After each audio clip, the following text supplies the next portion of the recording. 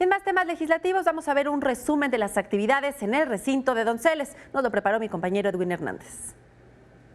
La Comisión de Administración y Procuración de Justicia de la Asamblea Legislativa aprobó las modificaciones al Código Civil para que la edad mínima para contraer matrimonio sea de 18 años y se deroga la anterior disposición que la determinaba a los 16. Esta iniciativa fue propuesta por el gobierno capitalino y ahora se armonizará el Código Local con el Código Civil Federal y la Ley General de los Derechos de Niños, Niñas y Adolescentes.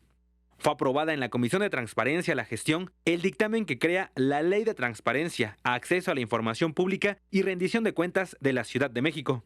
La propuesta contempla que los servidores públicos y los colaboradores de los sujetos obligados presenten su declaración conocida como 3 de 3, es decir, la patrimonial, de interés y fiscal. De igual forma, contempla como sujetos obligados a los partidos políticos, sindicatos, fideicomisos y fondos públicos.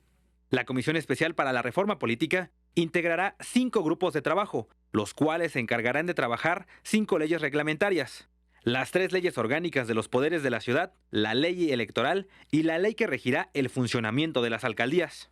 La Comisión de Salud aprobó un dictamen que establece a partir del próximo año como gratuita la reconstrucción mamaria, esto luego de reformar la Ley para la Atención Integral del Cáncer de Mama del Distrito Federal. Se establece que esta rehabilitación será para toda persona que lo requiera, carezca de seguridad social y sea candidata tras una mastectomía. Livia Rodríguez en las imágenes, Edwin Hernández, 21 Noticias.